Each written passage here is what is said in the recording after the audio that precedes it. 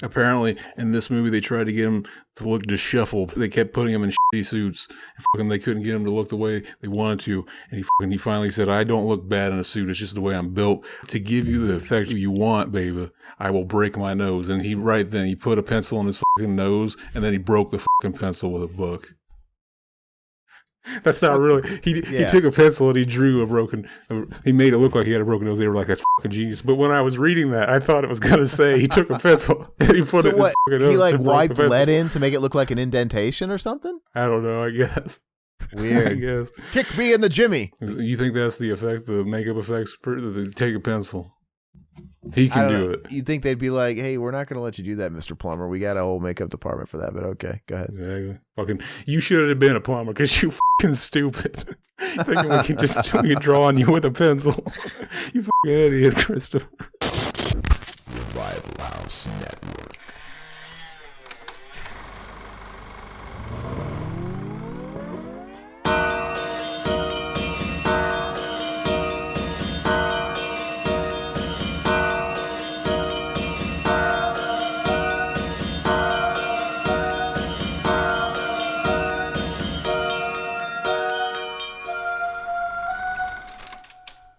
What's up, everybody? It's another episode of Enema. It's been a minute.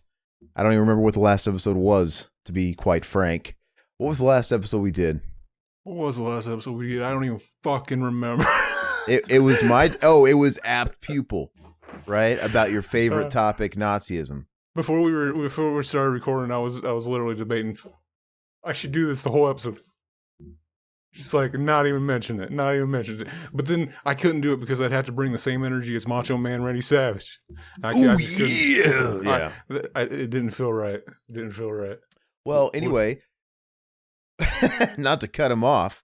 He's clean shaven, by the way. That looks weird. You look all goofy. Why are you clean shaven, man? You just wanted to try something new? My niece thought it would be fun. Shave 10 years off your age? That's what it does to anybody. Exactly. Very weird, very awkward. Well, that's cool. I forgot all about it. I'm repping my kino today. Yeah, what's up with the Good Burger 2 sequel? This is the first time hearing about it. Fucking yeah. Yeah, basically both Keenan and Kel both want to do one, and it may or may not. I can't remember if they're both trying to get it greenlit, or if it's officially greenlit. It's gonna be a Paramount Plus thing, or what's going on. But everybody's on board except for poor Sinbad. I feel bad for Sinbad. He's in rough shape. If anybody's been following his career and where he's been, but he had sad. He's doing very Sinbad. He's very sin sad. And when he said except for Sinbad, I literally thought like, oh yeah, he died. I literally did think that. No. He had a massive stroke a couple years ago, caused by was it some kind of like tumor in his brain, or he had something going on. It was a really bad situation, and he had to go through multiple head surgeries to remove. He had clots, like blood clots in his brain, and I think he's got his Instagram page is basically turned into,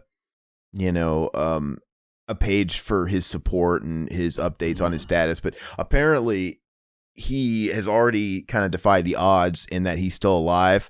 And, he shouldn't be walking, but he's been going through intense physical therapy, and he's slowly recovering and walking again. And he looks really frail. But anyway, people he's accepting donations basically because these costs that he's been accruing have far exceeded the insurance, and the insurance has stopped covering for it. So it's been just a constant.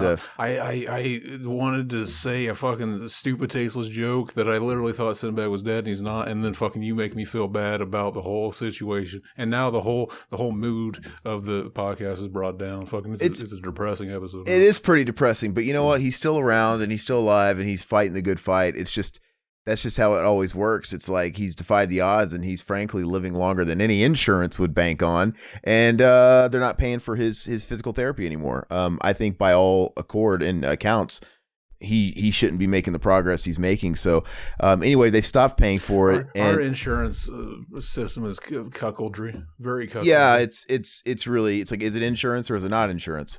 But so anyway, you guys, I think on his if you go to his Instagram, you can make just straight donations to him that goes strictly to his care and his medical bills. But they've also come out with a exclusive, high quality Sinbad action figure you can also buy that'll go towards. So they're offering something. And I mean, I think it's pretty hefty of what it costs, but you got to consider it. You're donating to the cause, but you get this really rad ass, and it's a it's mimicked after his like famous stand up special. He's got the really loud outfit. I think he's got like purple pants and the little vest and that high top blondish hair, and it's pretty funny. I wish I could have one. I don't know if I can scratch up the dough to get one. But blondish hair, or the fucking hell yeah. What's the action figure? The flat no the action figure. But anyway, our hearts go out to Sinbad. We didn't really even do a proper intro, but basically, if you guys are new to Cinema Enema, usually the first half of the show, first part of the show, whatever, we just shoot the breeze, kind of see what's up, what's new. We talk about any news in the film industry, if any is available. I guess we kind of talked about news with Sinbad. I do look fucking weird. I'm not used to this. Yeah, it's weird. Every time, I mean, it's not often that I shave like clean, but on the couple occasions I have, like literally my girlfriend cries because it's like I'm a rapist and she doesn't know who I am, like who's a stranger. Amazing. And it's really odd. But anyway, I don't know. So is there anything of note going on besides the Good Burger stuff you didn't hear about and Sinbad's plight? Is there anything, you'd think there would be a lot to talk about because it's, given the time. As of this recording, it's the day before Thanksgiving. Got any plans for Thanksgiving? Fucking watch Son-in-Law, of course. Oh, yeah? I think I've already watched that twice this year. But I might watch Son-in-Law. I think it's the only one I haven't watched for the holiday season. As far as movie goes, I guess the only thing I can think of off the top of my head, I'm kind of unprepared, is that merger between James Wan's studio and, Blumhouse. And I find that news completely inoffensive. It is what it is. To me, they're kind of one and the same. When I think of those James, what's his production company called? I forget. Is it Twisted Pictures or something like that? Yeah, I think that's probably very, very Insane Clown Posse type shit. Exactly. To me, those movies are very much on brand with what Blumhouse does. So I'm like, yeah, it's fine. It totally fits. I could see The Nun being a Blumhouse movie and not They'll really. Probably end up being somewhat better. They'll probably end up being somewhat better. Fucking James Wan. They're gonna do a mashup, man. They're gonna do like The Purge versus The Nun, or they're gonna thrust the. No, they're not. I'm just assuming. Like why? What? I don't know. Why would they want to do that? It is Kino check. Fucking who other fucking Kino files have their fucking pre-ordered copy of Earth Girls Are Easy on Blu-ray? Fucking Vestron edition. When did that come out? Fucking a couple days ago. My boy to go, he sent me a thing. He's like, "Did you get that pre-order yet?" I was like, "Fuck it, I didn't even know that was coming out." Damn. That is one of the. Oh, sorry. I felt like I was getting it wrong. So when we were, it's Atomic Monster. Oh yeah. Twisted is something else. That's but that's the Saw, right? You're right. I don't know what the difference is, but anyway, yeah. So Earth Girls Are Easy. That reminds me of a time back when I used to watch movies that it was like that and Once Bitten were movies that I'd watch all the time, like on USA late at night in the early 90s, back in the days when Beavis and Butthead was on the air. So I've seen Earth Girls Are Easy quite a bit, but just I've never owned it. But it's been a while. I just remember, what was it? Is Jim Carrey in that one too? And has no lines. I know it's no Damon Wayans, right? It's Damon Wayans. Is it one of who are the other aliens that don't talk? Because it's got Goldblum. Jim Carrey, Damon Wayans, Jeff Goldblum, and as Gina the main Davis. guy. Yeah, and the main girl. Yeah, but if I recall, and introducing Julie Brown, Downtown Julie Brown. I don't think so. I think it's the other Julie Brown. I think it's the other Julie Brown. So, but yeah, if I recall, so Damon Wayans and Jim Carrey are the other two aliens, and I don't think they had any lines, if I don't remember, but if I remember correctly, but. Fucking, I remember, of course they do. Fucking, our boy Jim Carrey, he has this weird line where right after they shave him, and she goes, "Oh my God, they're what a stud," and he looks at the camera and he says, "We're human now," or something like that. He does something. Oh, we're yeah, human now. We're human now.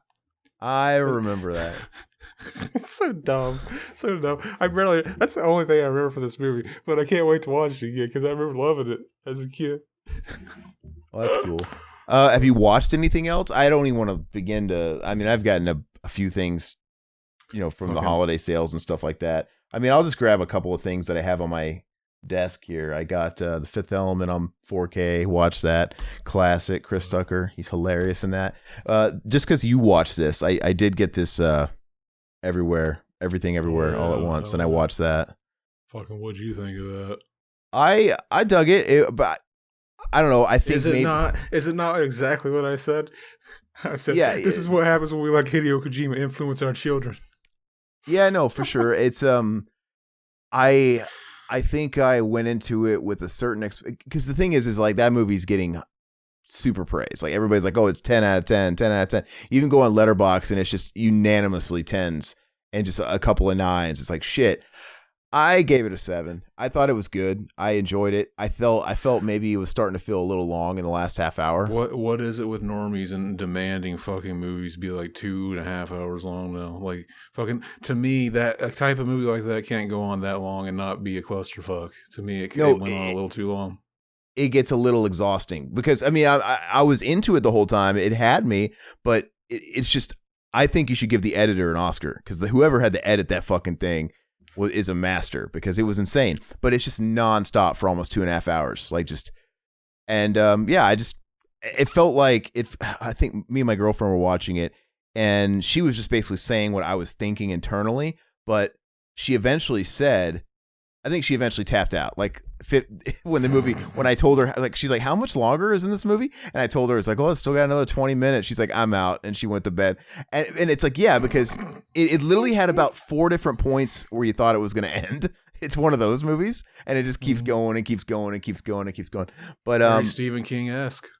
Yeah. But that's his books, not really his movies. Yeah. But it was good though. Maybe someday I don't know if I honestly don't know if it's a rewatch type movie because it's so intense. I don't know. But I did like the actors. I like Michelle Yeoh. I think she's great. It's got James Hong, who's awesome, and James Hong, absolutely. Oh, speaking of him, he's in Wayne's World 2, and I got Wayne's World 4K. Got that. Wayne's World. The Wayne's World. Anyway, why did that never happen? They make all those shitty fucking Naked Gun like movies. They didn't have the Wayne's World. Why? Fucking idiots. How'd they miss that? The only thing of note I think I'll talk about, let me see. I mean, I hate that I'm going to be redundant because I talked about a lot of stuff when I was doing stuff with Todd, but the only things I'll talk about are American Heart. I watched that. That's Jeff Bridges. Bitch, your shit is redundant.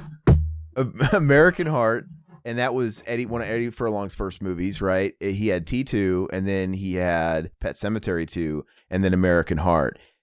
Cat came after, technically third. But if you look at American Heart, I swear to you, he looks younger than he is in Pet Sematary 2. So I wouldn't be surprised if this was a really close gap of him hitting a big growth spurt, and it was actually filmed before it. But, you know, that was solid. And then I watched the Weird Al movie. Fucking Weird Al. Did you watch it? Amazing. I didn't. I have it to watch. What's it streaming on? Roku TV. That is so fucking weird. Roku channel. Yeah, I know. I couldn't figure it out. I was like, what is this on? Like Freevee or something? You know they didn't make it. Like, how much did they pay to have exclusive rights to that? And you have to, because since it's Roku channel, you have to watch with ads. There's no option to pay for a premium version or whatever to no ads. So you have to watch. If you're gonna make us watch ads, you better fucking bring Joe Bob Briggs to fucking do the fucking bumpers for it. Fucking make it interesting. But it's worth a watch. You should watch it. I really dug it, and it's kind of a mockumentary bio. It's a music biopic, but it's kind of taking the piss on other music biopics like Queen and shit. It's trying to hit all those beats that they do, and it's a fictionalized version. That's right? Genius. That's what you do. That's what you have to do. It is really funny. So like just for example, it's loosely telling the story of Weird Al, but it's through this weird askewed lens. Like for example, when he comes up, basically very flattering versions. Like he comes out as a baby and he's got a huge cock, like that Dave Chappelle skit. Well, like when he's growing up or whatever, he's treated like a god because he's in, like, all the kids love him. He's super cool because he plays the accordion, which is obviously probably the opposite. He was a geek. Like, oh my God, that's so hot. You know, there's shit like that. And like, for example, there's a scene where they show him coming up with his first song, which is My Bologna. And the whole scene, they treat it like it's Paul McCartney and John Lennon meeting for the first time. And they're all fawning over him like, that's fucking genius, man. Ah! And he's just like, because he's listening to My Sharon on the rev, and he's making a bologna sandwich. Well, and it's like all coming to him. He's like having a spasm. My bologna. It's so stupid.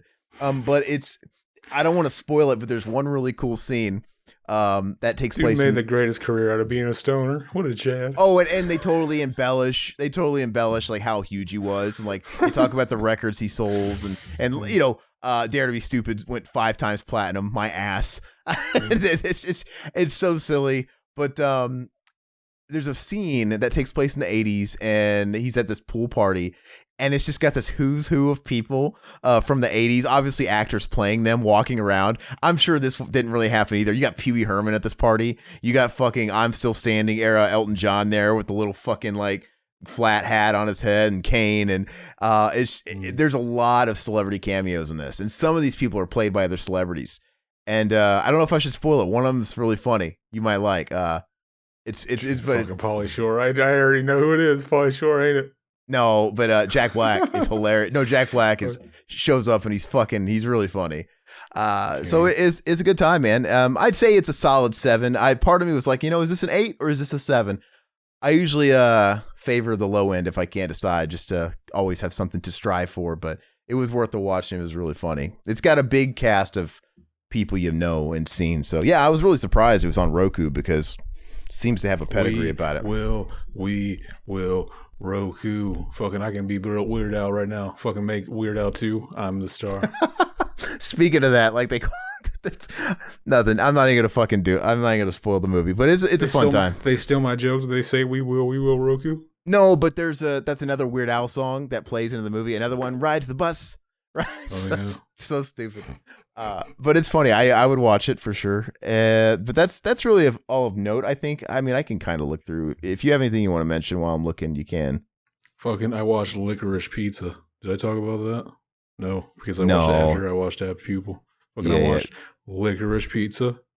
Fucking, I was excited to see it because I've heard all kinds of people love it. People were like talking about like, oh, is this problematic? Is this problematic? Because she's like over 18 and he's like fucking 17. Fucking all this shit. I barely remember the movie. All I remember is like fucking this would have been better if they had more Tom Waits in it. Fucking Tom Waits just shows up for like an entire scene, and like fucking it's a scene that's like fucking just comes out of nowhere, and it's like it never really comes up again, and it's just like what the fuck was, but fucking that should have been the whole movie. It wouldn't surprise me if this was originally a short film and he had to like find other people to like make it into a full movie.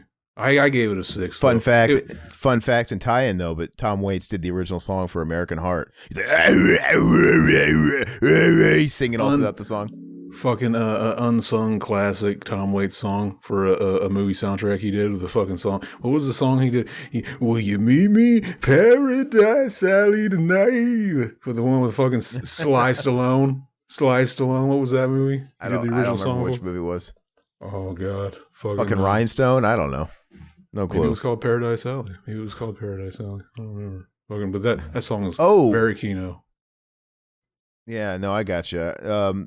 Not even on Spotify. The soundtrack of that is not on Spotify. I had to make a YouTube fucking songs that go too hard for Spotify playlist for that one. Some of these flicks that I've watched, because I know we've mentioned here and there on various live streams we've done, so I don't know if it's redundant or not. I mean, I watched The Woodsman. I mentioned that somewhere. That was very depressing. It was a 6 out of 10.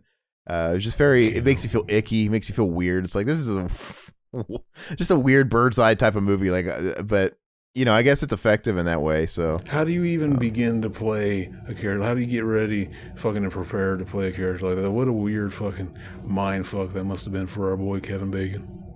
There is one scene in it though where it's like in particular I felt was pretty powerful, and I think it's supposed to make you feel awkward and icky because I mean like it is kind of an untraversed area. Like, hey, let's for anybody that doesn't know what we're talking about, fucking our boy Kevin Bacon plays a pedophile, a pedophile.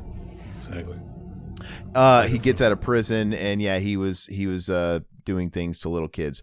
Anyway, there's this one scene in particular which I imagine it was actually pretty powerful. I imagine all of these guys probably have going through their head. The only difference is Kevin Bacon has a redemption arc, which honestly, that probably makes some heads explode when you put Platophile plus redemption arc. Like they can't be redeemed. But it's the whole thing where, he's getting a little bit of self-reflection because he's witnessing another Platophile do what, from his apartment building, he's seeing some things. And there's a whole scene where it builds up where he's constantly watching, and then he beats the shit out of him and saves the kid. But he doesn't save the kid. He waits till after he takes the kid. So he didn't save the kid. He sees him bring the boy home after he picked him up, and then he beats the shit out of him. Take little steps at a time, Kevin. Fucking, we always try to be a better person than the day you were before. You could have just taken one less little step and protected that boy's asshole, but whatever. He beats the shit out of him, and it's really cool because there's like a really quick Pazuzu like flash as he's beating the shit out of him, or it flashes into his own face. It's a little on the nose, because he's obviously because he's getting punched in the fucking nose. Yeah, exactly. A little Pazuzu flash. We should have a Kevin Bacon flash. That's better. It's scarier. No, and then if we've all seen Lars von Trier's Antichrist, we know he makes the claim that a pedophile that doesn't act on their urges is a hero. Fucking talk about redemption arc. Fucking weird thing. Mind blown. I guess in a way, yeah, in a way. But that's a weird thing to say in your movie. Like I think it's the whole point is the whole topic's taboo. That's why the movie's uncomfortable. But there's one particular scene, like I said, that I feel like goes through probably all of those people's heads with that illness, where he's justifying it, where he's like, "Oh, well, that guy's different than me. Like I didn't hurt her. Like I didn't hurt. That's different. Like I didn't hurt her. Like basically, like I was very loving and kind. I didn't hurt her." And it's just. He's so convincing to where it's scary. No, I'm just kidding. But he's so convincing that it's like, oh man, that has to be what it's like. That has to be what those people fucking tell themselves in their heads to be able to sleep at night and do what they do. And it's just like, and then of course he has a little redemption arc where he follows the girl into the park, and it fucking just hits him like a ton of bricks. And I think that's probably before he beats the shit out of the guy, where he has the breaking point. But he runs into the girl that likes to birdwatch, and he's going to do what he does. He's following her, being her friend, being all sweet. And then he finds out that the girl also gets touched by her dad at home. And this is just another day in the park, no pun intended for her. And she's like, I'll do it if you want to. And it's just the look on his face. Like, he's a good actor. He's a really good actor in it. But it's kind of off-putting watching this movie about a recovering pedophile, I guess you'd say. And his wife. What's her fucking name? His wife is in it. And there's multiple scenes of him and his wife, both very, very middle-aged, upper middle-aged people having sex. It's kind of odd. I think there's like 3 scenes of them having sex, and it's kind of odd. It's going to be us one day. We're going to be middle-aged. Yeah, it's going to be me and you, Zach. It's going to be me. That's what I was getting at. That's all right. That's perfect. It's just like gross. But so there was that one. Todd and I had this ambition to we've been doing tier lists of directors here and there, and it's been fun. And we were going to do Wes Craven, and I'm like, oh, okay, there's a few I haven't seen in Wes Craven's catalog, Music from the Heart and shit like that. Have you ever seen Deadly Friend? Yeah, I have it. I've seen it. I like Deadly Friend. Amazing. It's amazing imperfect. It's obviously 2 different movies, but it's kind of fun. But no, one of the movies that I hadn't watched, and to get prepared for it, what the hell's that? My dog. Sounded what was going on? Is he choking? Furball. Oh no, I watched Swamp Thing because I had never seen Swamp Thing, and that movie was fucking terrible. I hate to say it, terrible. Dude, terrible. I don't care if it's got like David Hess. He rapes nobody in that movie. Nobody likes that movie. Did you not know that? No, well, I'd never watched it, and I actually have owned it for the longest time because I bought it super cheap. Like everybody talks about how fucking basically they spent most of the money on drugs, and like after they were done making it, they were just like, "What the fuck did we do?" Like they watched it, they're like, "What the fuck?" And they put it out anyway. I've never known the history behind it outside of Wes Craven and some of his alumni, and obviously. I've never known anything about it. I've never watched it. My extension of Swamp Thing is I could have sworn I could have sworn you said you watched Swamp Thing like 3 or 4 years ago, and you're just forgetting that you ever watched it now. No. Maybe. I've never watched. Well, my only history of Swamp Thing is when I was a kid. I remember watching the television series. No, but I watched it, and I told Todd how much it fucking sucked because I'm trying to fill in these Wes Craven gaps so I can talk about it. And he's like, "Oh, I like Swamp Thing, dude." I'm like, "What?" Is he thinking of the sequel? No. I which I haven't seen. Is that? It can't be worse. It's more campy. It's more campy. It needs to be because when I watched Swamp Thing, it felt like aesthetically, it looked like I was watching an episode of the A-Team. You know what I mean? It looked like a TV show of the era. It looked so low budget, and you're just in that swamp setting like almost the whole time. It's so blah, and none of the characters are entertaining. It looks cheap as fuck. Like Swamp Thing is wearing. I'm surprised. I was looking for a zipper on that rubber he was wearing around him. It was so bad, and yeah, I just couldn't believe Todd said it was. He liked it. He always liked it. I'm like, dude, you're fucking on crack. You have to. He has to be thinking of the sequel. I can't. Nobody likes that movie. I gave it 1 out of 10, man. Like, there's literally no redeeming value in that damn movie for sure. That movie has to be better than fucking Hills Have Eyes 2. Well, it's hard to. Hills Have Eyes 2 is like fucking. It's kind of like fucking Silent Night, Deadly Night 2, where it's like fucking. Really, the movie's only like 60 minutes, and like it's a bunch of fucking like shots of the old one to pad it out. The only thing I couldn't even review the movie properly. I just put so very boring. Like I have nothing to say about this movie because my brain was mush after it. Like I think it was a Swamp Thing. My mind was in every other universe except there watching that movie. It was so fucking bad. I just realized my autistic fucking jerking my leg is making the camera shake. Dude, yeah, like I was fucking whoa, fucking earthquake. Looks like you're beating your meat under the desk. Oh yeah. While I'm talking.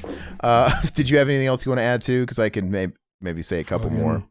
I watched a couple of the Joe Bobs, Slaughterhouse, fucking Nightbreed. I watched the movies I knew I'd seen already, so it's like I can put these on and listen to them while I'm doing homework or something. Fucking. I haven't been watching a lot. I have taken a sabbatical from the Joe Bob.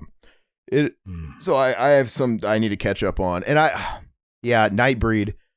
I feel like we watched that not that long ago for a podcast, so it's like I've seen that movie a few times, and I've seen it recently, and it's not great. So it's like I don't know. I hate it when it's a movie like that on Joe Bob because normally I'd love to hear him, and I could always just watch the Just Joe Bob, but that's not fun either. So it's like I'll just wait till whenever I feel like watching that damn movie, and hopefully it's still on the service. Oh yeah.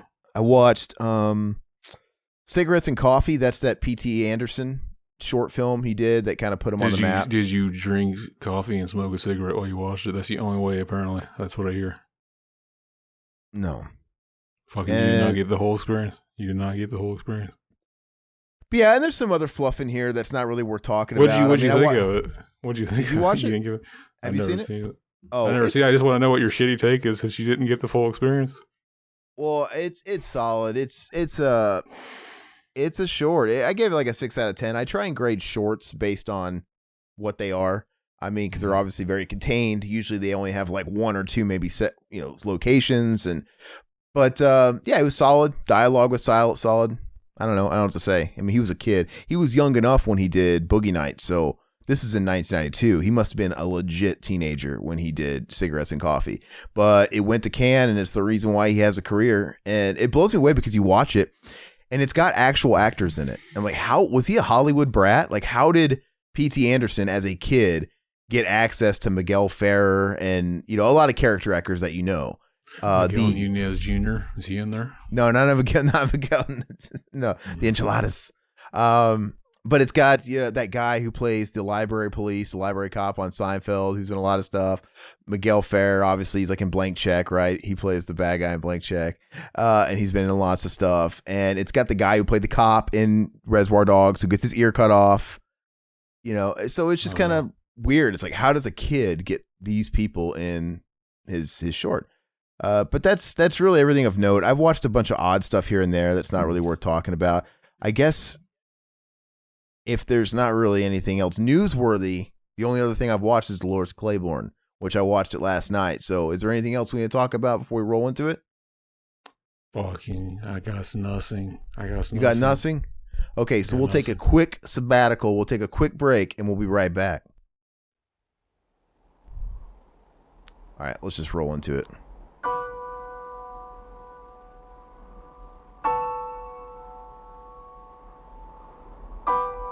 Dolores Claiborne, what the heck? Oh, my God. You killed her.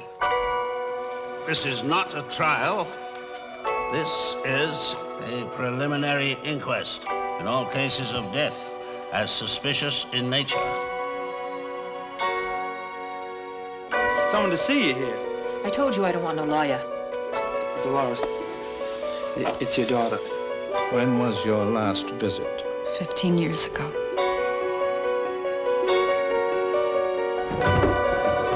They didn't kill her. Did not murder that witch any more than I'm wearing a diamond tiara. We need a piece of your hair, Miss Claiborne. Take what you want. I ain't doing any beauty pageants this week. That is the last guy in the world you want to make an enemy out of. Motive, money. I ain't making one. I'm keeping one. Eyewitness testimony. What is that supposed to mean? A documented history of threats. You gonna tell me you don't remember him? Selena. We met before, Miss St. George.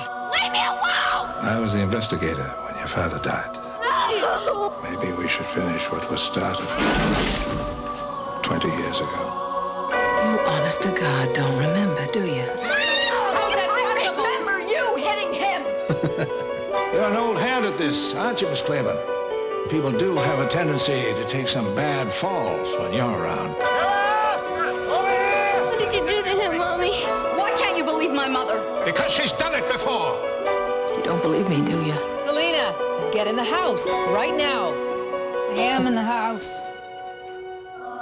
Academy Award winner Kathy Bates, Jennifer Jason Leigh. An accident, Dolores, can be an unhappy woman's best friend.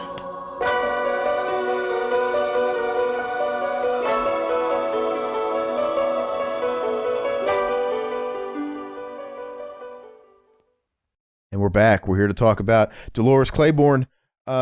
Kathy Bates has Rolling returned. right into it. Keep rolling. Come on. We're gonna kick Dolores Claiborne's ass, if you know what we mean. We're gonna kick the shit out of this film when we talk about it. I'm actually shocked I've never sseen this, and I've tried to watch it in the past and didn't make it a minute into it because whatever. I just decided I couldn't do it, and I had to go to bed because I didn't want to start it if I couldn't finish it. But do you want to just kind of go over the plot beats, or do you want me to? Because I'll tell you straight up without telling you my opinion. It felt very Lifetime movie of the week. You know, it wasn't like a typical Stephen King type thing. It wasn't really scary. It wasn't.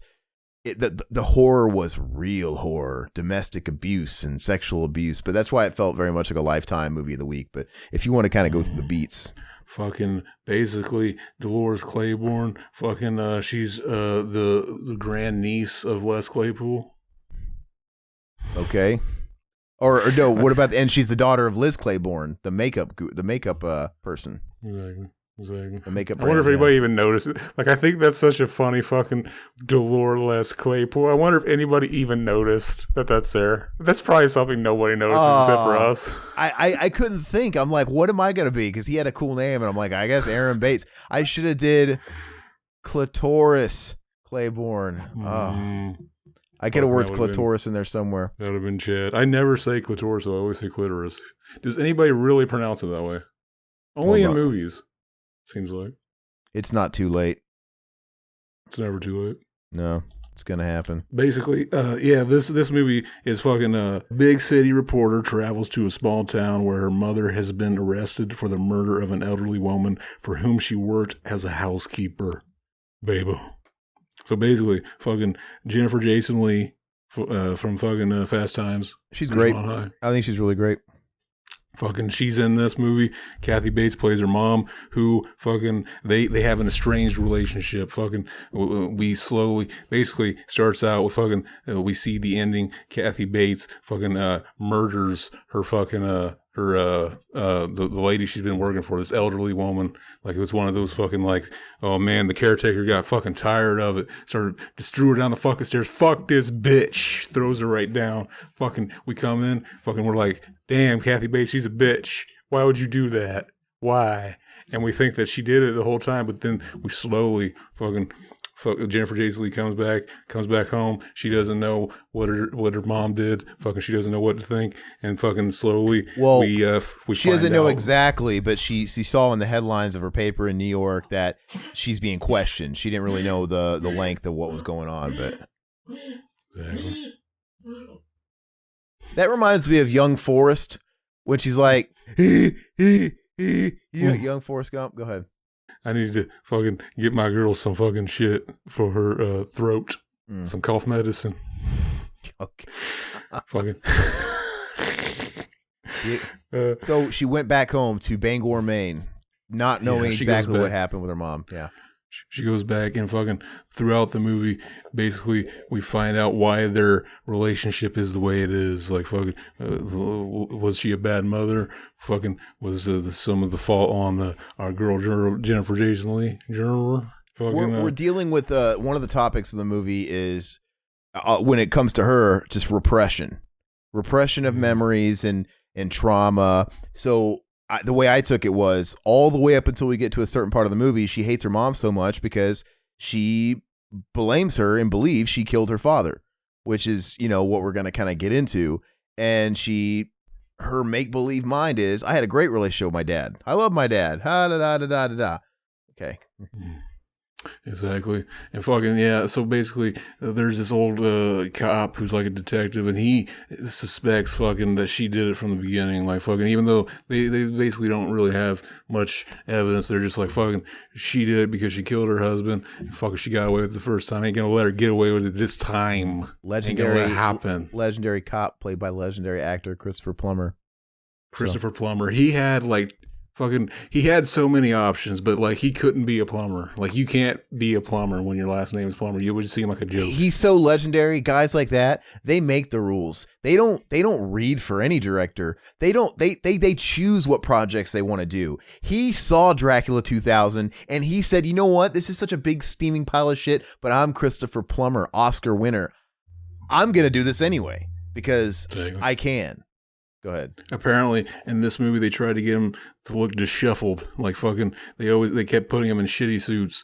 And they couldn't get him to look the way they wanted to. And he finally said, "I don't look bad in a suit. It's just the way I'm built. To give you the effect you want, baby, I will break my nose." And he put a pencil in his fucking nose, and then he broke the fucking pencil with a book. That's not really. He took a pencil and he drew he made it look like he had a broken nose. They were like, "That's fucking genius." But when I was reading that, I thought it was going to say he took a pencil and he put it in his fucking nose. He wiped lead in to make it look like an indentation or something? I don't know, I guess. Weird. I guess. Kick me in the Jimmy. You think that's the effect, the makeup effects? Take a pencil. He can do it. You'd think they'd be like, "Hey, we're not going to let you do that, Mr. Plummer. We got a whole makeup department for that, but okay, go ahead." Exactly.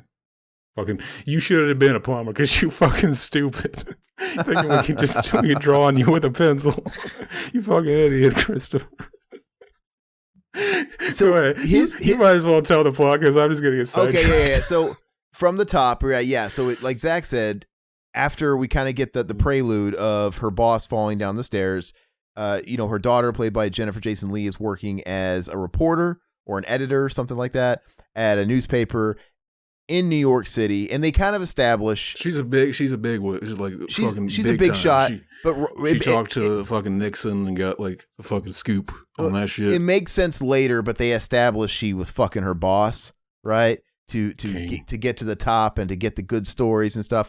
And she's kind of already on the outs with him because she's losing the current big gig. She wants to go to Phoenix for some story, and he's giving it to the fucking chick he's fucking now. Anyway, a paper gets slapped on their desk, the local paper, I'm guessing from Bangor, talking about Kathy Bates, right? It doesn't give any details, just saying, "Hey, look, house cleaner being questioned for such and such." So she goes to Bangor to see what the scoop is, and she goes to the local sheriff's department where she's being held, and you see John C. Reilly, who back then, John C. Reilly was in a bunch of stuff, but he never did comedy. He didn't do comedy until fucking Step Brothers. Now it's all he does, Walk Hard and shit. But he was in a lot of movies where he just kind of played. But I'll tell you though, Every fucking word out of his mouth is a different accent. What is he saying in this movie? It's like, I don't know if he knows what dialect he's trying to do. Like, where you're in Maine. I was blown away. Is this what people in Maine talk like? Everybody in this is kind of, they don't know if they're from the deep south or they're from Boston or if they're from,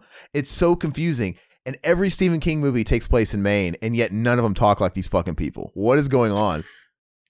Fucking this one has Kathy Bates. She's a fucking she's an acclaimed actor. This has to be the most accurate to their real accent. And then for every other movie, they just didn't do it. They thought that sounds too stupid. So he talks to her. It was a small town. Christopher Plummer's there. They inform her what the mom is basically being questioned for.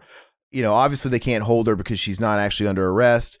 She takes her back home, and we're just kind of exploring from this point on. We're just kind of getting into their relationship, and the whole story is kind of told in your fed exposition through flashbacks. So when she takes her back home, I don't know how many years it's supposed to be between the past when she was like, I don't know, 15, 14 and now, but they say 1975, right? Because one of them says, well, I haven't seen you since 1975, right? So she says, I think at 15 the end, years, 16 years. Yeah, she says like 15 or 16 or something like that. So she takes her back to her childhood home, and the house is now dilapidated.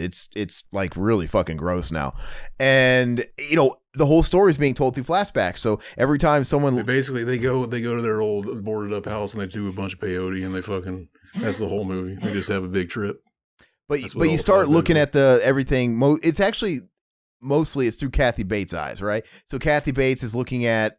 Right, she looks at I think the kitchen table, and then she has a flashback of the dad beating the shit out of her. I don't know what he hit her with, but she's laughing at him for splitting his underwear or whatever, and what looks like a fucking 2x4. I don't know what it was, but he just slaps her in the back, and that part he did the thing where he's like he made it look like fucking like, oh yeah, it's all funny, and it's like a good moment. She's laughing, and then he just hits her out of nowhere. And that brought me back. I remember having friends, parents that did shit like that. Like, what the fuck? You've seen that? Like act like you're like all in on it, and then like you're not necessarily punch anybody, but like fucking. Then all of a sudden it's like they weren't in on it. They weren't happy about. But it actually made it very potent, because when he like just walloped her with what looked to be like a 2x4 in her back, and the expression on her face, like I felt it, like, dude, that hurt. Like, she sold it really well. And he was a pretty slimy, creepy character. And so basically through her vantage point and looking back, we're getting fed information of, wait, if she killed her husband, this guy had it coming. Like, I gotta say, the movie itself, it kind of got pieced together exactly how I knew it was going to go. Right. And during this initial flashback, you see the young version of Jennifer Jason Leigh come down, and instantly you see the weird connection and chemistry between her and her father. And instantly I'm like, okay, he's fucking her. Like, I mean, it was kind of writing itself, the whole thing. I knew exactly where this movie was going. And maybe that's just because I've seen so many like Lifetime fucking movies or whatever. But yeah, anyway, so we come to find out that we get the flashback sequence that the husband came up missing or whatever, or dead. Yeah. And Christopher Plummer had been interviewing and interrogating her in the past, and her daughter, which her daughter had just totally blocked out. Right. Because there's a whole scene where it's like, don't you remember me? And then she's like, you don't remember him? Right. So she had totally blocked out that part of her life. And, from what we get to see right there, it looks like she's lying, right? Lying for her mom. And she's, where were you? Why were you there? Blah, blah, blah. And she's just, I don't know. In short, it's like she did kill her husband. She had a total reason for killing her husband because he was a piece of shit. But that doesn't necessarily mean she killed the fucking boss, because it turns out the boss lady, she gets a job cleaning her house for like fucking $80 a week or $40 a week, something stupid. It's her that fucking puts it in her head to kill the husband, right? Because she finds out the husband was A, fucking her daughter, and B, he cleared out her fucking savings account for her daughter's school and shit, and he illegally did so, right? She goes into that bank, she's like, it's because I'm a woman, right? Like, if I would have came in, it was the other way around, you would have called my husband, but you let him fucking cheat, whatever. And she ended up getting that money back, right? And she confronts his ass, and she's like, look, man. She says she does. She probably didn't. We don't really know. Yeah, it kind of comes off like one of those things where he gets him to own up to it. But yeah. We don't really know. But regardless, he's a fucking belligerent drunk. That's pretty much laid on pretty heavy. And there's this whole thing with a eclipse going on. I don't really know the relevancy there and why that. The eclipse is fucking symbolism for something. It branches into this is the same eclipse happened in Gerald's game. These yeah. That's what I thought. Where guys like to get jerked off with an eclipse. By their daughters? Apparently.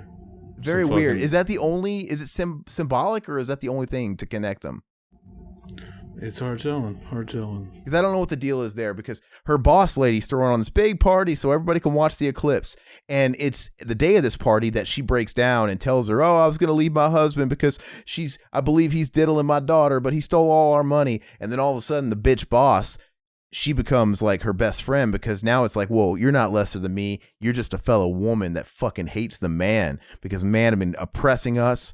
And she basically lays on her that, basically without telling her, hey man, a mistake could be the best thing that ever happened to you. Something happens to him, could change your life. Just ask me. They leave you all your money. She basically insinuates that I killed my husband, right? She got his brakes cut, which is another thing Stephen King loves to do. He's done that more than once, where a spouse has cut the brake lines. He tends to like that trope, just like he tends to like dads getting jerked off by their daughters while looking at eclipses. But it's the fucking easiest way to kill somebody, I guess. Yeah, is there no way to like prove like there was foul play? I don't understand. You'd think there would be. But anyway, so he puts it in her brain, like, do what you got to do. She does it. She goes home with this newfound confidence. She brings home a bunch of groceries. She brings him home some fucking swill. He can't say no to a big old fucking bottle of hooch. He gets loaded, and she's all being extra nice, ha ha ha. And then that's when she comes out when he's loaded and confronts him, like, hey, so how about that money or whatever? And he gets all fucking defensive and angry. And then she throws in, hey man, you're fucking what do they say? Like this old fashioned way, like, did he have at you? You've been having at our daughter, or whatever she fucking say. They don't just. The boss says it. Has he been fucking her? She wanted the gory details. Yeah, she wanted the gory details. And then she accuses him of that, even though she doesn't like technically have proof. She insinuates to the boss that, no, I haven't seen it. So I don't know if they've gone all the way, but I hear the screaming, and she insinuates that she's heard stuff, and she just turns the blind eye, right? Because it's done really well. Like, I mean, even though I saw it all unraveling before my eyes and I knew where it was going, like she was acting a certain way, then all of a sudden her grades are slipping, and she's obviously falling into some weird funk depression. It was pretty much on the nose for me, but yeah, she's telling her boss, like, she's acting a certain way, and she's like, I hear her screaming, and I've heard the noises, and I just never, like, she never really put it together or something. I think she was insinuating that she heard things, but regardless, when she confronts him about the daughter, like, it's probably the same thing as the bank, because she doesn't have any hard proof, but he doesn't have the best reaction to that. And then he digs his own grave, right? He just goes straight into, he doesn't say, fuck you, I didn't touch my daughter. He's like, well, she was a tease. She's a tease. Like, whoa, that's not the right rebuttal. You don't say that when somebody accuses you of touching a kid. You don't say, well, I guess that's why she got him drunk first, was to let his guard down. Yeah, let his guard down in true serum. And then she riles him up, and he's like, give me the fucking money. Because I think you're right. Like, maybe she does lie to him, because she just says, I got the rest of it out. I saw you spent $500. I took the rest of $2,500 because I know, they let you have it when they weren't supposed to. And he gets all mad, like, where's the rest of the fucking money? And he's like, well, I buried it. He just goes right for the fly in the ointment shit. Like, of course he's going to get mad. Take me to it. Oh, I buried it out in the fucking land or whatever. He starts chasing her, and she's luring him to this fucking mine shaft that she found. Like, her daughter ran away when she because before this she tried confronting her daughter. She wanted to run away with her daughter, and she confronted her about, like, hey, is he touching you or whatever? And then she wanted to run away and go to this hotel that she worked at and cleaned at, because she's like, I don't want to be home when you fucking start accusing dad of that weird shit. That's awkward. And she's chasing after her, and she trips and finds this mine shaft or something on the ground. So whatever. She uses that to her advantage later. At first I thought that's where she was going to find. You were getting this shit so mixed up. You were talking about the present time, and she's finding a mine shaft that she used to kill him in the past. Like, there's some Back to the Future shit going on now. What? No. But she used the mine shaft to kill her husband. That's the past. Maybe I misunderstood. I thought you just described it as she finds the mine shaft. No. So when she goes to the bank, she's trying to run away with her daughter. She finds out he took the money, and there's a scene where she's talking to the daughter, like, you know, we got to go, and like she confronts her, like that's what she says. Has he been having at you? Has he been having at you, your daddy? And she doesn't like it, and then she ends up running away, right? She gives her attitude. She's a little kid because she works at this hotel or motel or whatever, and that's where she was when she's getting interrogated by Christopher Plummer. Like, and why were you there? Why were you there? And you know, they didn't. Anyway, if she would have told her the truth while she was there, then that would have led some motive back to the mom. Like, oh, you mean you wanted to run away from your mom because your mom was going to accuse your dad of molesting you, which would have given total motive for your mom to kill him. So regardless, she's running away because she didn't want to be around for that, for her to like bring it up. And when she's chasing her, she trips over like the mine shaft and like hurts her ankle, and she looks down there. The daughter gets away. So it's all in the past. And then, yeah, anyway, she lures him out drunk. And then she does a fucking Olympian jump over this fucking mine shaft. I laughed, actually, when I watched it, because I saw a big fat ass Kathy Bates like jump like a gazelle. It was pretty funny. And this fucker falls in the shaft, and yeah, justice is due. And I don't know. It's like maybe it's got to be symbolic, because as he was falling, the eclipse actually happened, and she's like looking at the eclipse, and he falls, and it's got to represent something. I'm too lowbrow to fucking understand. I don't fucking know, but you don't understand the kino. I don't understand the kino. So that's part one. Like, it reveals that, yeah, she really did kill her father. And then there's a point where the daughter is still not accepting it. Grown up Jennifer Jason Leigh is not accepting it. She's trying to get away and run away, but she has a moment where all the repression comes back. She's at a pier. She's by the pier, and she sees it. We're talking too much about the plot. No, let's just say that you have to watch the movie to see how it uncovers. If we want to spoil the ending, we'll talk. We always spoil the ending. Don't we always spoil the ending first? Let's just talk about. Okay. About it now. Okay. I thought it was fine. I thought it was a 6 out of 10. I didn't. You do not appreciate the kino. I thought the acting was terrific. I think Kathy Bates is always great. I thought Jennifer Jason Leigh was great. Christopher Plummer's great.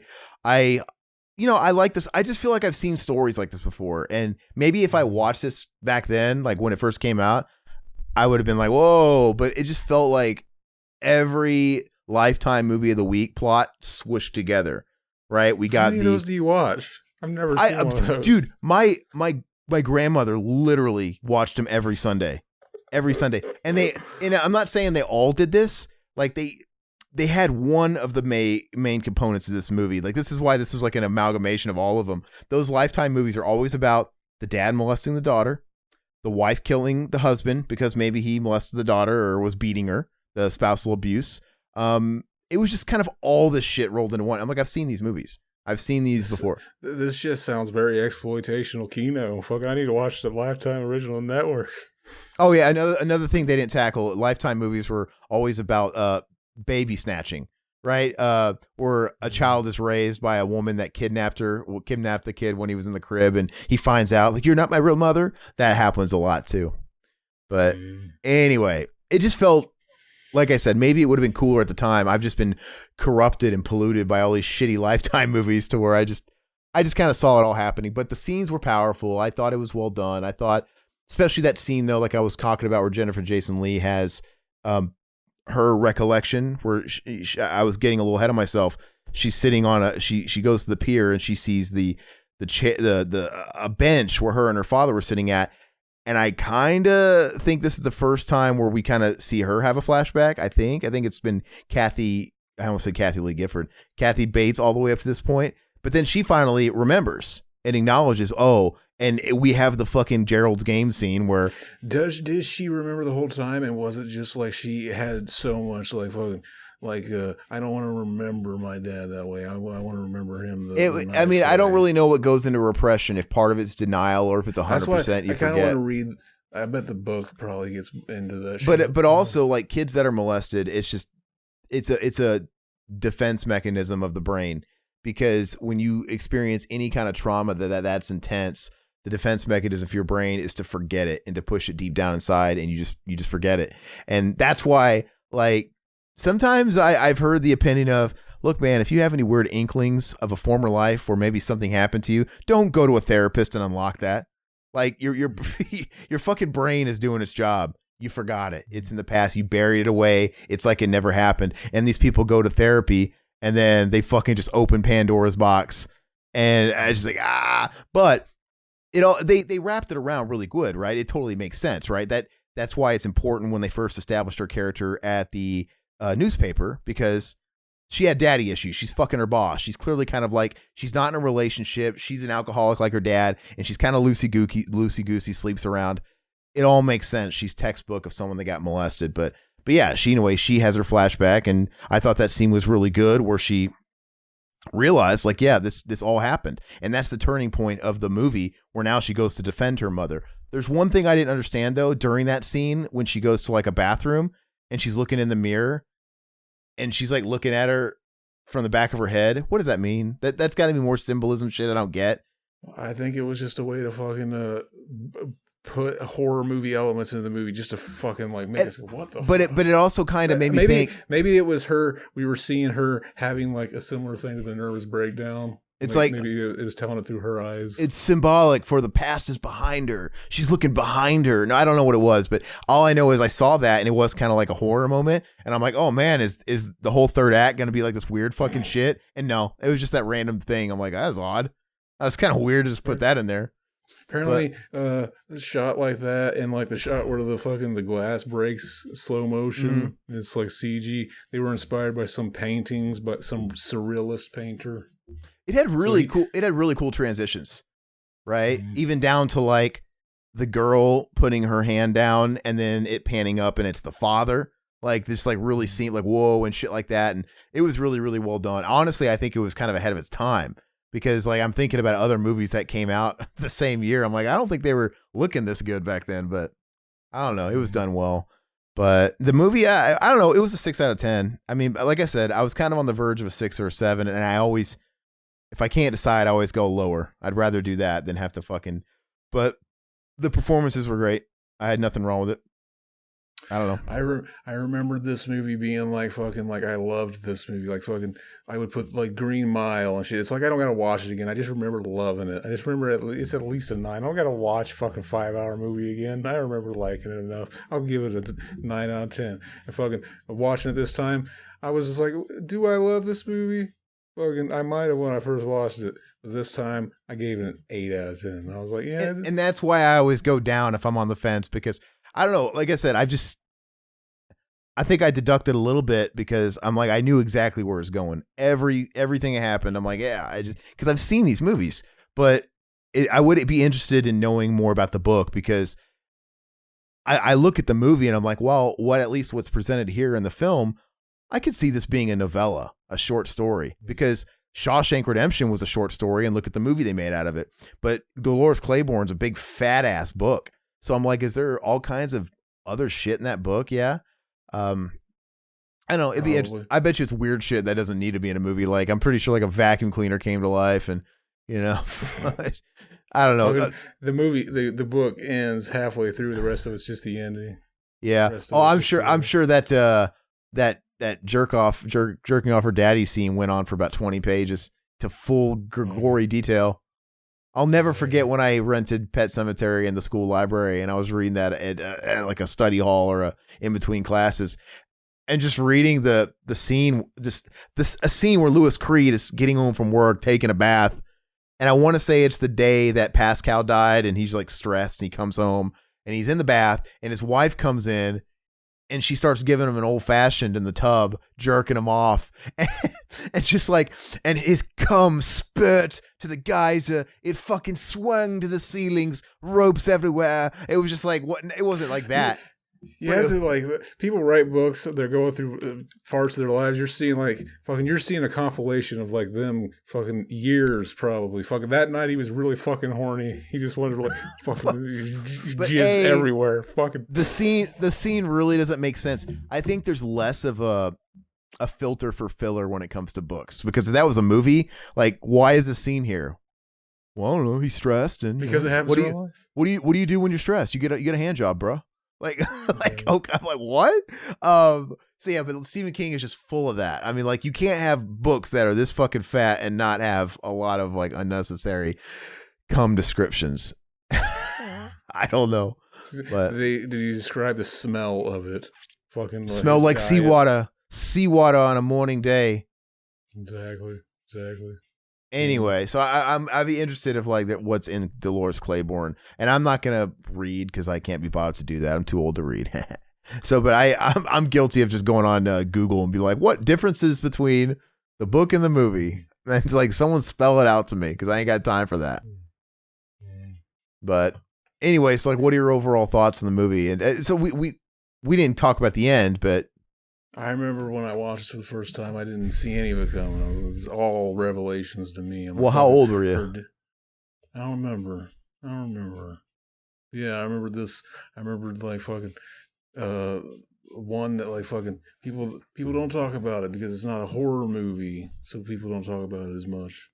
Oh yeah, it's real horror. It's just maybe, like I said, back then maybe it wouldn't have been so like overdone, but we've done the theme of trauma a lot over the years, and just abuse, and like I said, go watch any Lifetime movie. Like, they're all this. So I'm not saying this isn't better than that, because it definitely is. I think if I had never seen anything like this and I didn't see any of it coming, if I would have watched it maybe 20 years ago, yeah, I'd be right up there with an 8 or something. But it's just, you know, I don't know. I just saw it all coming. I don't know what to say. But anyway, once she has her realization that, oh my gosh, she was right.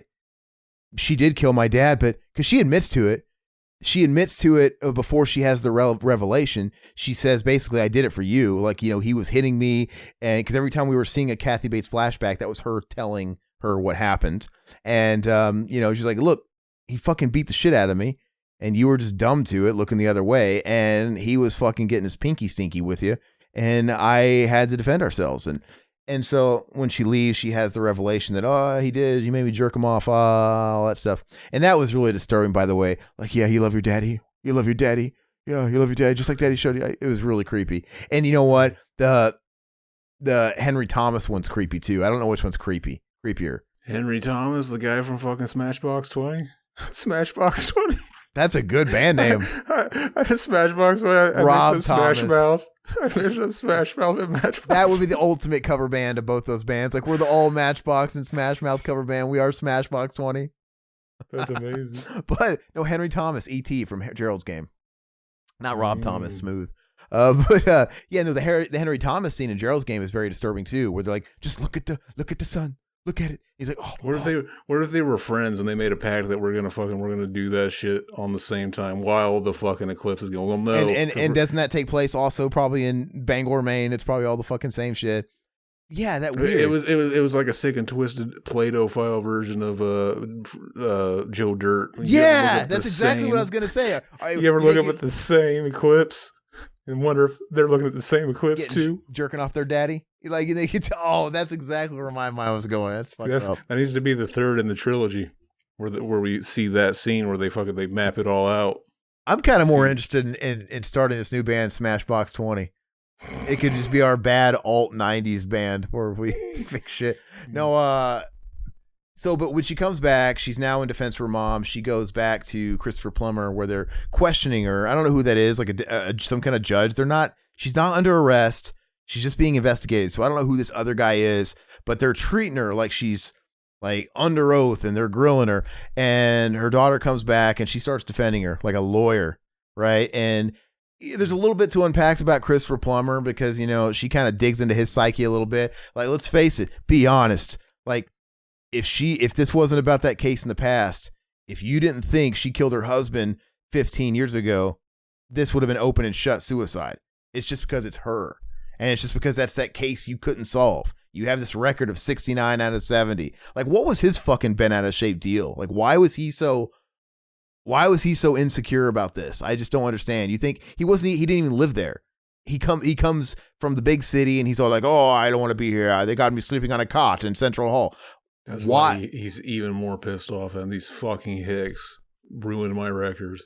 Yeah, it's like, what the fuck? You just think he would just written it off and be like, yeah, I'm not fucking dealing with that. But he wants to die on that hill. But anyway, I guess they pretty much imply that they couldn't do anything to her, right? Because after she fucking lays down the law in that room, she makes a threat, right? She makes a good point, and even John C. Reilly, puts him on the spot. Like, did she act surprised? Because there's a little note about the inheritance money. Like, turns out her boss that died fucking left her. We're skipping the end. The halfway point we find out, like, that was a big revelation. Like, oh, this person that we thought fucking she hated so much and everything fucking left her $1 million or whatever it is. $1.5 or something. Yeah, when she finds that out, she's like shocked by it. And like you could tell. And all it does is create more motive for Christopher Plummer. But she even gets her to get John Riley to say, like, hey, how did she act when you guys told her about that shit?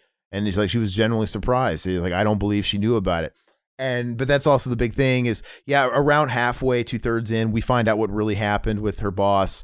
And, they're just playing with your perceptions at the beginning or whatever. But basically, she was miserable. She had gotten really sick and ill. And 15 years later, she was like bound to a wheelchair. She was now her caretaker, right? She was like wetting herself, bathing her and stuff like that. And she was just kind of a bitter, grumpy woman. But obviously, they were very close, for her to trust her to do that. And there's a point where she wants to kill herself. She comes rolling down the fucking hallway like a speed demon. She wants to just throw herself down the fucking stairs. What a way to go. Like, it's like, what if that doesn't kill you, man? You're just going to smash your face up on the way down. But she must be in that much pain. And she's struggling with Kathy Bates because Kathy Bates is trying to stop her because she's got this motorized fucking wheelchair. And that's what you see at the beginning of the movie. You kind of just see like shadows and like her hanging off the stairs. And you hear her saying, no, let go. It plays with your perception like she's pushing her. But no, really, she's like, no, let me go. I want to die. And she ends up slapping her, which is funny. And she falls back and she falls down the stairs. And what did the 5 fingers say to the face? Yeah. She did one of those. And she falls down the stairs and her head goes through the fucking like guardrail post or whatever. It's pretty funny. And she comes down. And at the beginning of the movie, the mailman comes and sees her holding up like a fucking pastry dough thing. Because we just see her going through the kitchen to find something to finish the job. But what it is she goes downstairs. She sees that she's not dead, but she's pretty fucking hurt. And she's like, please just kill me. Do me this favor. Finish me off. I'm miserable. Don't let them take me to a hospital. I don't want to die in a hospital. And she's just panicking and she doesn't know what to do. And that's why she runs to the kitchen. She's like, I don't know how to fucking kill somebody. Like, what do I grab? And she grabs a fucking dough press and she comes back and she's like, I can't do it. And that's when the mailman comes in and just kind of like sees her over the dead body, and it's a terrible situation. But what a weird fucking premise, man. See, like that is the ultimate bitch thing to do too. She died right as the guy came in. She could have said, no, she wasn't going to kill me, but she died. Yeah, man. That. This mailman, they even established later on that the mailman came every day at noon. Like, could she not plan the suicide any more poor? Like, can we just do this at night? But she had to have known. But that's the big case that Jennifer Jason Leigh makes at the end of the movie, where it's like, why would she do this? Like, the big question is, why the fuck would anybody do this if she knew about the money? That would have been a great revelation too, because multiple times in the movie, Dolores says, sometimes being a bitch is all a woman has left. And then like you find out later on, her daughter says that when she wants to fucking like, fuck you, mom. And then we find out who she learned it from, and it was the fucking person we thought she hated. It was like, that was the ultimate thing. Like, she died right before she could tell him, like, oh no, she wasn't gonna kill me. She was doing the same thing. Sometimes being a bitch is the only thing a woman can hold on to, or something like that, or hang on to. But that's what he tells her. Her big thing is like, why? You're saying that she knew about this inheritance. So why would she kill her in the middle of the day? Why would she take care of her, wipe her ass for 8 years? If she knew about this fucking will for 8 years, that existed for 8 years, why would she do all that for 8 years? Just to fucking push her down the stairs and then bludgeon her with a fucking dough press at noon, that when the mailman came inside every day. Like, it makes no fucking sense. And she's like, well, she panics just like you're doing now. It makes no sense, man. She's right. Like, it doesn't make a fucking, she was sick. You just wait a little longer. Like, just wait a fucking year for her to be dead. Or if you're really going to be that fucking lazy and beat the shit out of her, you do it at midnight when no one's coming home, and you don't wait 8 years to do it. So that was her whole thing. You do it by taking a pillowcase and putting a bunch of bars of soap in it, because it doesn't leave a bruise. You beat the shit out of her while she's laying. Hell yeah. I always like that movie Bad Boys, where they were in the juvie hall, and then he filled Isn't that up. funny that movies teach us shit like that? Yeah, well, they filled up in Bad Boys. Sean Penn filled up a pillowcase full of soda cans. He got out of a soda machine, collected the quarters, and he took it and he beat the shit out of the guy with the bag. That's what I was like, man, that's hardcore, man. I got to get me a pillowcase and a bunch of soda cans stat. And I used to have that fantasy. I'm like, man, we got lots of soda cans. It might be Shasta. It's not the same kind that he had in that fancy prison. You're going to do that to your brothers? No, dude, that's my fucking dad. I'm like, I'm going to take him down one day. I'm going to give him a shitty fucking pillowcase. Beat the shit out of him. That's dark. That's dark shit. And he's really big, so I'd have to do it in his sleep. And I'd have to hit him just right, so he ain't gonna get up. Because it's like you have so much in common with Dolores. Oh man, you're right. I swear he didn't touch me. Anyway, Dolores was the mom. Oh, that's right. I'm both of them combined. No, anyway, that is dark. But yeah, anyway, I mean and I guess they imply that nothing happens to her, right? Because she's like, so make your play, and then the guy whoever the guy they're talking to, like some kind of judge, he's like, hey, this is your battle, Mr. Christopher Plummer. And it's almost like she's got a checkmate, and everybody in the room knows she has a checkmate, but he's stubborn, and he's like, he still wants to proceed with it, and she just makes a threat like, if you go to court, you want to take me to court, I've got a lot of New York lawyers that are ready to fucking take you down and take it, And so I don't know if that implies Christopher Plummer does the only option he has. He pulls out his cock and strokes right onto the fucking judge's chest. He starts just jerking off in front of her. You like this? I heard you like these. That was another thing that is weird that fucking Stephen King put in the movie, in the book, and they didn't just take it out. Yeah. That doesn't really happen. That doesn't really happen. I wouldn't be surprised. That would have been funny if it did, though. But yeah, so I don't know if it implies that last threat of the New York lawyers and whatever scared him off, or if they ended up going to court. I don't know. But basically, she takes her mom home, and then she's got to go back home, and she's getting on a ferry, and they've reconciled. That's basically it. Now go home. Go home. I'll be all right. What becomes of their relationship after the movie ended? Because it can't be the same. It can't be the same. It's better. It's better than it was, though. Exactly. Everything she thought she knew about her mom was completely wrong. It's like what she says is pretty realistic. She's like, I can't, like, basically, I don't like what you did to Dad. Thinking about it traumatizes the fuck out of me, but I know you did it for me, So it's kind of like this.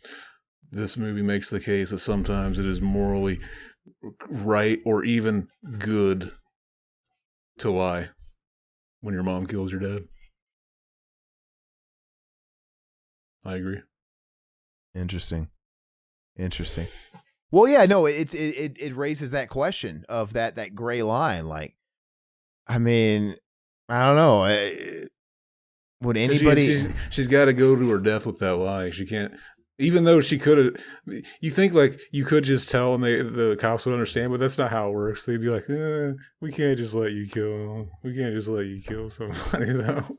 I mean, even though, like, I don't know why to be honest with you, I don't know why she just didn't tell a pretty good version of the truth. Like, I don't know what the exact story she told the police and when she got away with it or whatever, but it seemed like she was lying a bit too much. She could have basically told the truth, maybe omitted a little bit. Don't be like, I intentionally led him to a hole. Be like, hey, look, I know he stole the money and fucking he was beating the shit out of me and I was going to leave him. And yeah, he fucking ran after me and I saw the hole first and I jumped and he fell in.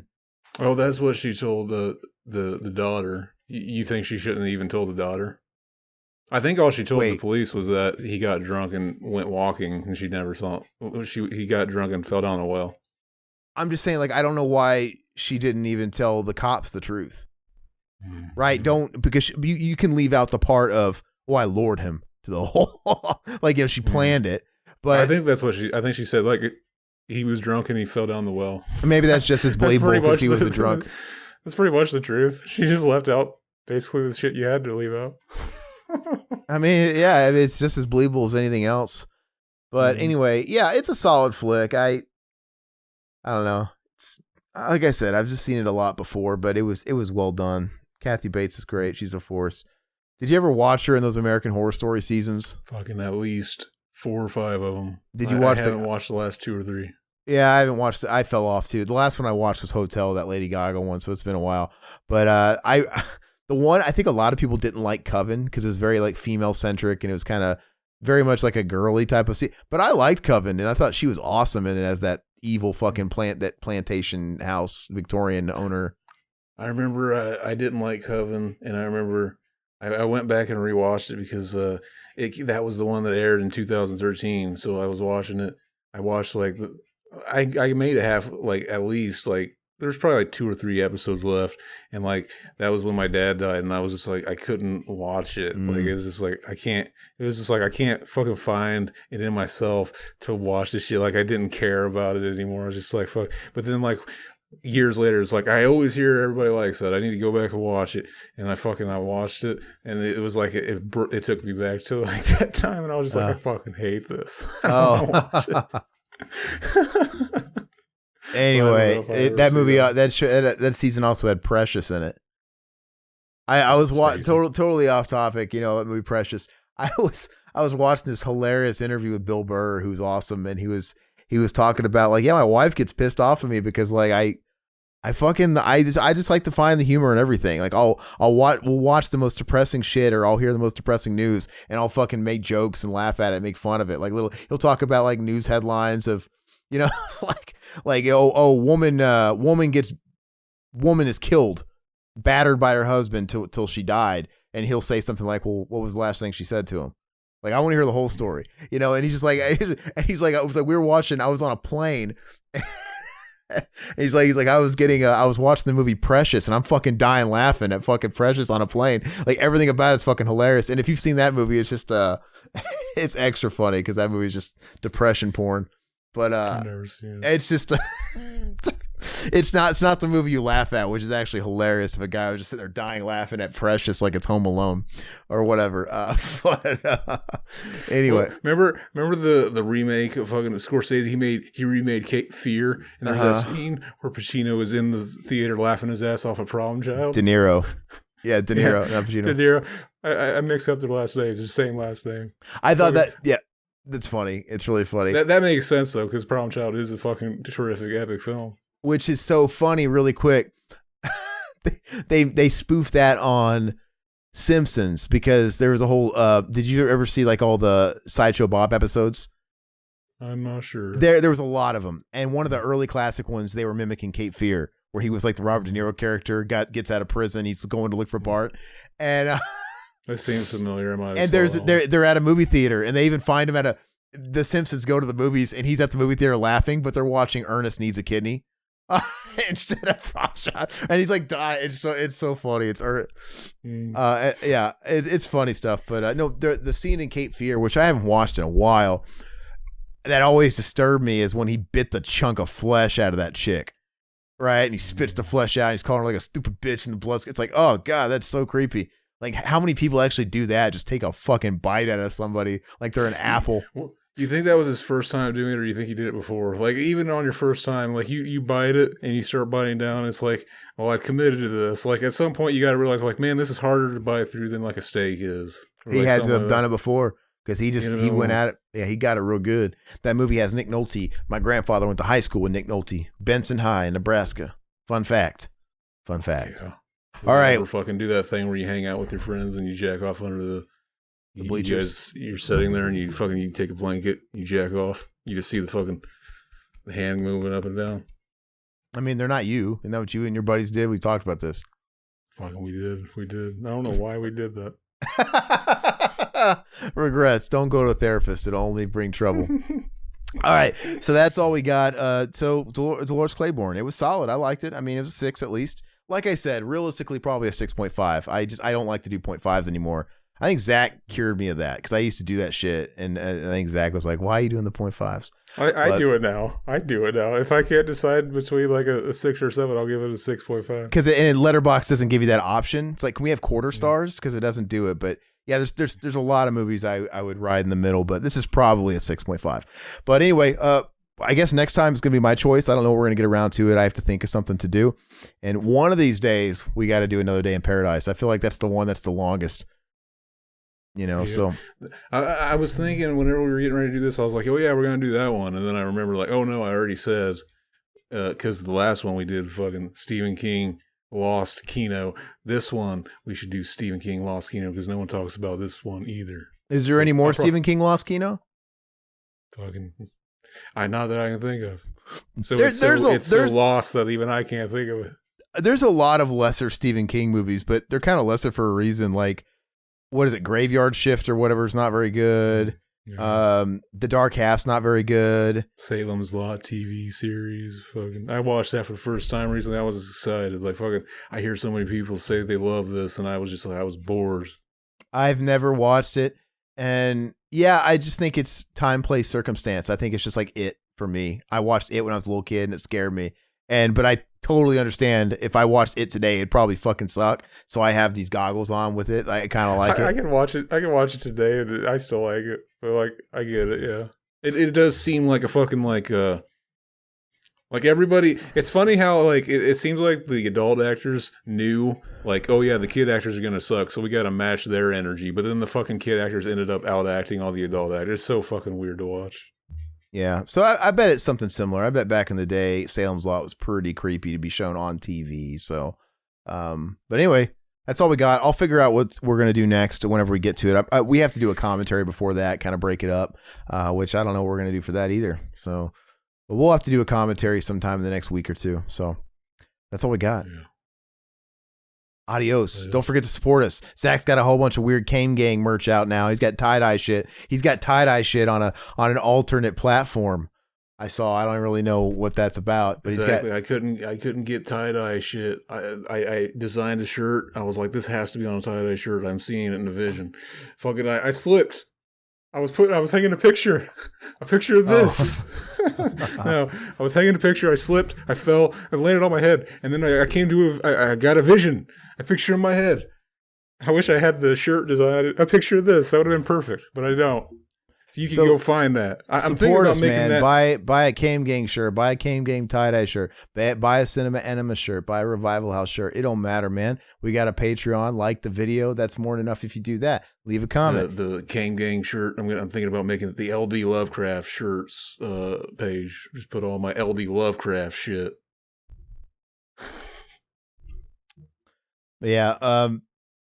If Zach comes out with that, you guys can buy that too. But anyway, much love and support. Thank you guys, and we'll see you next time. Bye.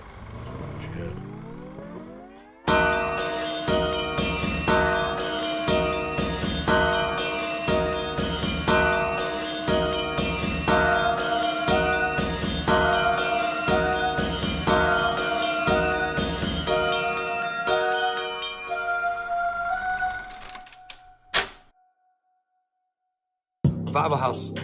Oh, you need no. That sounds like fire. Like this country used to.